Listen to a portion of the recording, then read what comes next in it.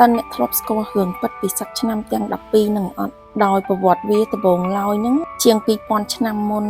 ប្រទេសចិនហ្នឹងគេបានប្រើព្រះច័ន្ទនិងផ្កាយដើម្បីមើលពេលវេលាដល់មនុស្សយើងចេះតែកកើតពីមួយថ្ងៃទៅមួយថ្ងៃវាកាន់តែច្រើនឡើងហើយអត់ដឹងថាខ្លួនឯងហ្នឹងកើតនៅពេលណាទៀតដឹងតែពេលព្រឹកពេលយប់អញ្ចឹងគេក៏បង្កើតឆ្នាំនឹងឡើងដោយកំណត់ថ្ងៃខែឆ្នាំម៉ោងកើតក៏មាន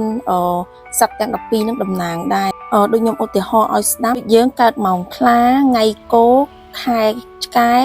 ហើយទៅឆ្នាំទន្សាយនេះគ្រាន់ឧទាហរណ៍ព្រះឥន្ទនៅឋានលើនោះគាត់ក៏បង្កើតសត្វទាំង12នឹងឡើងប៉ុន្តែមិនអាចឆ្ងល់ថាម៉េចក៏សត្វកដោនៅលេខរៀងទី1ហើយជ្រូកនៅលេខរៀងទី12អញ្ចឹងខ្ញុំមកនិយាយរឿងប្រវត្តិថាថៃបានសត្វកដោនោះបានលេខរៀងទី1ដោយព្រះឥន្ទនោះគាត់ក៏ហៅសត្វទាំង12ធ្វើការប្រណាំងគ្